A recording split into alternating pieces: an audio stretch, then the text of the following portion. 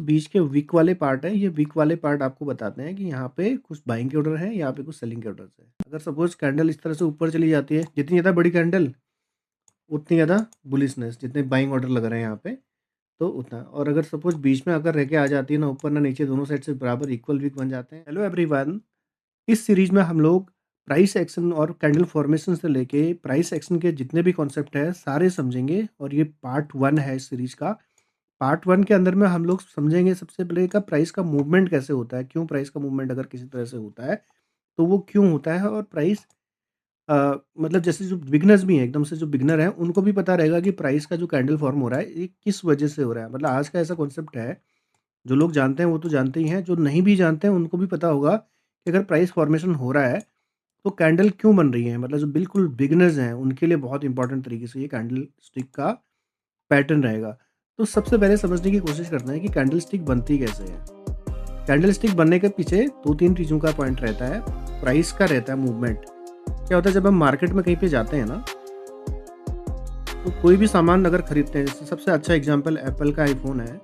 IPhone को I think सभी लोग जानते हैं। तो अगर जितनी ज़्यादा इसकी डिमांड रहती है, उस हिसाब से इसके प्राइस ऊपर बढ़ता है। और रियल एस्टेट की बात करते हैं, तो रियल एस्टेट तो लिमिटेड है। उस लिमिटेड को खरीदने के लिए लोग क्या करते हैं, जितने नंबर ऑफ बायर ज़्यादा बढ़ जाते हैं, तो उसकी प्राइस ऊपर बढ़ जाती है। यानी कि यहाँ पे डिमांड बन रही है, तो डिमांड की वजह से प्राइस ऊपर जा रही है। तो प्राइस के साथ में भी यही होता है कि अगर सपोज़ कोई प्राइस एक्स वाई जेड, कोई भी कमोडिटी का या कोई भी एक्सचेंज, किसी भी स्टॉक का या किसी भी क्रिप्टो का प्राइस सपोज़ अभी एक्स पॉइंट पे है, और यहाँ पे बहुत सारे बायर आ गए हैं, लोग रेडी हो गए कि मैं इसको खरीदने के लिए रेडी हूँ, इस प्राइस पॉइंट पे भी खरीदने के लिए रेडी हूँ, और उन्होंने बाइंग ऑर्डर लगा दिए। ये बाइंग ऑर्डर कहाँ पे लगाएंगे, किसी भी एक्सचेंज के अंदर में ये बाइंग ऑर्डर लगाएंगे। इंडियन मार्केट में कर रहे हैं तो अपना जैसे निफ्टी के अंदर में अगर किसी ने प्राइस ले लिया, या स्टॉक, कोई भी स्टॉक है, जो भी एक्सचेंज हमारे पास में है, निफ्टी सेंसेक्स के अंदर में, ब्रोकर के थ्रू हम लोग यहाँ पे अपना एक सपोज मैंने 25 क्वांटिटी का एक ऑर्डर लगा दिया, तो ऐसी बाइंग ऑर्डर मैंने लगा दिया सपोज। तो और कुछ लोग ऐसे भी हैं कि उस प्राइस पॉइंट पे लोग बेचना चाहते हैं, है ना। तो उन्होंने क्या करा, अपने सेलिंग के ऑर्डर फिल कर रखे हैं, यहाँ पे सेलिंग के ऑर्डर प्लेस कर दिए यहाँ पे। तो जैसे जैसे बाइंग के ऑर्डर बढ़ेंगे, तो डिमांड बढ़ेगी, तो प्राइस हल्के से मूवमेंट ऊपर करेगी, और जो ऊपर सेलिंग ऑर्डर है उनको फिल करते हुए जाएगी। क्योंकि बाई और सेल करने का क्या है, स्टॉक एक्सचेंज के अंदर में जो है टोटल एक्स और वाई दो लोग हैं, और ये जीरो सम गेम है। इन्होंने कुछ ऑर्डर लगाए, इन्होंने कुछ ऑर्डर बेचे, तो ये आपस में बाइंग और सेलिंग जब चलती है, तो इसी को बोलते हैं हम लोग एक एक्सचेंज ऑफ मनी जो हो जाता है, ट्रांजेक्शन को ही बोलते हैं ऑर्डर फुलफिलमेंट। तो जब ये ऑर्डर फुलफिलमेंट हो रहा होता है ना, तो उस टाइम पे प्राइस मूव करती है। प्राइस यहाँ से स्टार्ट हुई, थोड़ा सा नीचे गई, कुछ सेलर्स ने कोशिश करी मार्केट को बेचने की, लेकिन बायर्स एग्रेसिव थे, उन्होंने बाय ऑर्डर लगाया, तो प्राइस को मूव कराया ऊपर को, और एक हाई तक लेके चले गए, यहाँ तक लेके। लेकिन ऊपर से सेलर्स ने अपने ऑर्डर्स लगाए, तो जिसके चलते प्राइस नीचे आ गई और यहाँ पे क्लोज कर दी। तो इस वाले केस में क्या हुआ, ऑर्डर की ओपनिंग यहाँ पे हुई, ये हाई लगाया, ये लो लगाया, और क्लोजिंग यहाँ पे करी, ओपन लो क्लोज हाई। ये जो आपका कॉम्बिनेशन बना, ये आपका बुलिश कैंडल बन गई, और ये ग्रीन बन गई क्योंकि प्राइस ने नीचे से स्टार्ट करके ऊपर क्लोज करा। और बुलिश कैंडल जो होती है हमेशा ग्रीन कलर में बनाई जाती है। जब आप फॉरेक्स देखते हो तो कुछ लोग यहाँ पे इनके कलर्स भी चेंज करके रखते हैं, इसको ब्लू कलर कर देते हैं, वो आपके हाथ में भी है। आप ट्रेडिंग व्यू के अंदर में या किसी भी चार्ट के अंदर में जाके इसके कलर्स को चेंज कर सकते हैं। बट प्राइमरीली हम जो अभी समझने की कोशिश कर रहे हैं कि जो कोई भी कैंडल है, कैंडल का फॉर्मेशन किस वजह से होता है। कैंडल का जो फॉर्मेशन होता है, ऊपर मैं इसको दिखा भी देता हूँ। प्राइस कहाँ से, यहाँ से स्टार्ट हुआ, हल्का सा नीचे गया, फिर उसने एक हाई लगाया क्योंकि डिमांड ज़्यादा आई, लोगों ने ऑर्डर फुलफिल करे, ऊपर से सेलर्स ने प्रेशर किया, तो यहाँ पे क्लोज कर दी। और ये इसके पीछे जहाँ पे प्राइस सस्टेन नहीं कर पाई, नीचे बायर्स ने ऑर्डर लगाई, ये जो विक बनती है इसको बोलते हैं विक। इस विक ने ये दर्शाता है कि अगर नीचे से विक बनी है, तो यहाँ पे बायर्स के ऑर्डर लगे हुए थे, ऊपर के अगर विक देखते हो तो वहाँ पे सेलर्स के ऑर्डर लगे हुए हैं, तो ओवरऑल एक हेल्दी ग्रीन कैंडल बन जाती है, तो उसको बोलते हैं बुलिश कैंडल।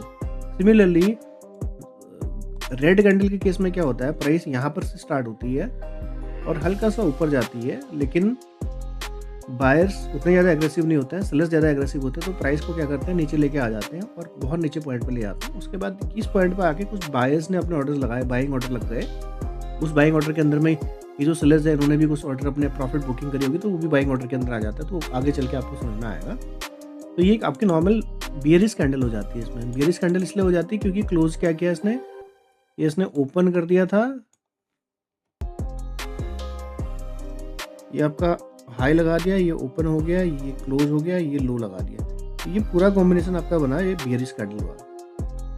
और ये जो बीच के वीक वाले पार्ट है, ये वीक वाले पार्ट आपको बताते हैं कि यहाँ पे कुछ बाइंग के ऑर्डर है, यहाँ पे कुछ सेलिंग के ऑर्डर है ना। तो प्राइस का मूवमेंट ओवरऑल इस तरह से फॉर्म होता है। कई बार आपने देखा होगा कि प्राइस का जो मूवमेंट होता है जहाँ से शुरू होता है वहीं पे खत्म हो जाता है। यहाँ से ओपन हुआ और यहाँ पे क्लोज हो गया, कोई वीक ना ऊपर को लगी ना नीचे को लगी। तो ऐसी वाली कैंडल बहुत स्ट्रॉन्ग सेल कैंडल है, क्योंकि इसने क्या किया, यहाँ से स्टार्ट किया, ऊपर बायर ऊपर ले ही नहीं जा पाए, इसको सीधा सेलर्स लेके आए और नीचे भी कोई बायर आया नहीं है इसको हटाने के लिए। तो ये बहुत स्ट्रॉन्ग सेल कैंडल बन जाती है। तो कैंडल स्टिक पैटर्न्स को भी हम लोग समझेंगे, बट इस वाली क्लास के अंदर में सिर्फ वो बेसिक चीज़ें बताई है कि जिन लोगों को पता नहीं है कि कैंडल स्टिक बनती कैसे है। मतलब कैंडल स्टिक सिंपली ये रहता है कि प्राइस को एक दूसरे को फिलफिल करने जाता है। कुछ ऑर्डर ऊपर लगे हुए हैं सेलर के, कुछ ऑर्डर्स नीचे लगे हुए हैं बायर्स के ऑर्डर बढ़े तो इनको फुलफिल करने के लिए सेलर्स के पास में प्राइस को मूव करना पड़ता है एक से जगह से दूसरी जगह। जहाँ पे ज़्यादा ऑर्डर रहेंगे उसको फुलफिल करना है। अगर बायर ऑर्डर ज़्यादा लगे हैं तो उनको फुलफिल करने के लिए सेलर के पास चले गए, तो उस चक्कर में प्राइस को ऊपर मूव करना पड़ता है। जैसे ऑर्डर फुलफिल हो गए, ज़्यादा ऑर्डर सेलर्स के हो गए तो वो नीचे को आ जाती है। तो इस तरह से कैंडल स्टिक फॉर्म होती है। और कैंडल स्टिक के बेसिस में हम लोग काफ़ी कुछ डिसाइड कर सकते हैं कि मार्केट में क्या चल रहा है। हमें काफ़ी हद तक चीज़ें पता चलती हैं, वो आने वाले क्लासेस में हम लोग सीखेंगे। अगर सपोज कैंडल इस तरह से आ जाती है नीचे, तो ऊपर से ये दिख रहा है कि ये जो जितना भी है ऊपर से सेलर का प्रेशर है। अगर सपोज कैंडल इस तरह से ऊपर चली जाती है, जितनी ज़्यादा बड़ी कैंडल उतनी ज़्यादा बुलिशनेस, जितने बाइंग ऑर्डर लग रहे हैं यहाँ पे तो उतना। और अगर सपोज बीच में अगर रह के आ जाती है, ना ऊपर ना नीचे, दोनों साइड से बराबर इक्वल वीक बन जाते हैं। अगर सपोज कैंडल इस तरह से ऊपर चली जाती है, जितनी ज़्यादा बड़ी कैंडल उतनी ज़्यादा बुलिशनेस, जितने बाइंग ऑर्डर लग रहे हैं यहाँ पे तो उतना। और अगर सपोज बीच में अगर रह के आ जाती है, ना ऊपर ना नीचे, दोनों साइड से बराबर इक्वल वीक बन जाते हैं, तो ये इसको बोलते हैं डोजी कैंडल। तो ये कैंडल के टाइप्स भी हम लोग सीखेंगे आगे चल के। तो डोजी कैंडल के अंदर में क्या माना जाता है कि यहाँ पे बायर्स भी हैं और सेलर्स भी हैं, और प्राइस में कोई मतलब एक तरह से एग्रीमेंट नहीं आ पाया बायर्स और सेलर्स के बीच में, मार्केट को कहाँ लेके जाना है। तो इस चीज़ को बोलते हैं डोजी कैंडल, है ना। तो इस क्लास में इतना ही है। अगली क्लास में हम लोग कैंडल स्टिक को समझेंगे, टाइप ऑफ कैंडल स्टिक को समझेंगे, उस रेजिस्टेंस को समझेंगे, सपोर्ट को समझेंगे, प्राइस के मूवमेंट को समझेंगे कि मार्केट में चार्ट कैसे क्रिएट होता है।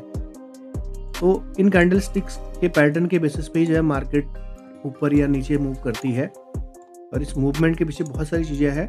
ये प्राइस एक्शन बेसिकली इसलिए समझना है कि price action is the basic of any trade. और जो लोग प्राइस एक्शन को समझ रहे हैं उसके बाद में उनको ट्रैप कहाँ पे बनता है, बिकॉज प्राइस एक्शन के ऊपर भी बहुत सारे ट्रैप बनते हैं और एसएमसी के ऊपर भी ट्रैप बनते हैं। लेकिन बट हमें सीखना तो पड़ेगा स्टार्टिंग में। जब हम सीखेंगे नहीं तो उसके बाद हम लोग कर नहीं पाएंगे उस चीज़ को। तो इस तरह से हम लोग काम करेंगे। इस सीरीज़ में बहुत सारे कुछ आने वाले, हर एक दूसरे दिन में आपके पास में एक वीडियोज़ आती रहेंगी। आप चैनल को सब्सक्राइब करिए, लाइक करिए, और बहुत सारे कंटेंट मैंने ऑलरेडी डाल भी रखे हैं इस चैनल के अंदर में। तो मैं सोचा कि जो मेरे को आता है प्राइस एक्शन, मैं एटलीस्ट लोगों के बीच में शेयर करूँ, और कोई इसका एडवांटेज लेना चाहता है तो वेल एंड गुड है। मिलते हैं नेक्स्ट वीडियो के अंदर में। Thank you.